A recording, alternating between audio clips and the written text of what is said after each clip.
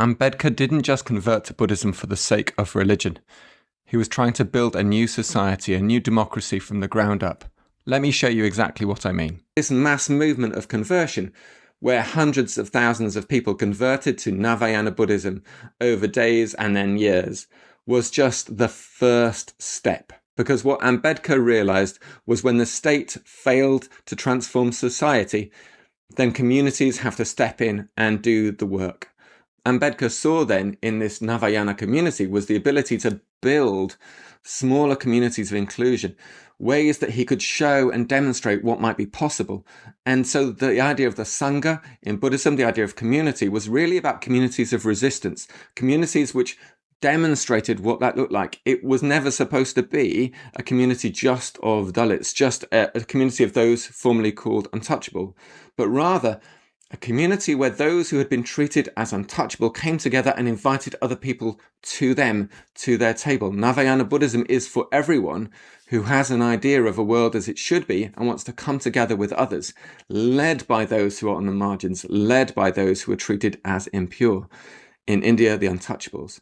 And that's the idea of Navayana wherever it is around the world. It's about any community. Sangha is any community where we bring people together in order to bring about the world as it should be. Ambedkar's turn to Buddhism began as a spark of hope in his childhood when he was handed a book about the life of the Buddha by his teacher. He took that spark and set fire to any ideas and practices that were about superstition and about prejudice. And he turned theory into practice in his life, in the way he organized and agitated, the way he built communities of hope through trade unions, through the networks that he built and the liberation movements that he led. But any change means movement, and movement means friction, and friction means heat. And there has been a lot of hot debate around what Ambedkar did, whether he ruined Buddhism or whether he created hope.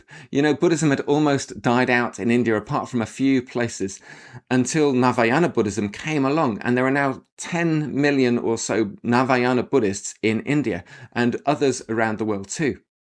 And people still convert to Navayana Buddhism in India and increasingly around the world as people see that there is a way of being within this tradition that doesn't require you to believe a million impossible things before breakfast and does invite you to look outwards and to find your nirvana in the lives of people around you, to find your liberation from suffering in the work with others, to see it as a shared project, that we all in each other find our right mindfulness, our right attitude, our right actions, that we need each other, that it's not sitting on a cushion at home with our eyes closed, but going out eyes wide open to be part of the suffering of the world, that's where our nirvana comes from.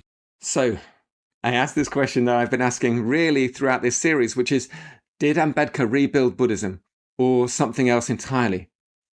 I want you to take that question seriously. Put something in the comments with where you think we're at with that, or go back to the first video in this series. Start that conversation again there and consider it for yourselves.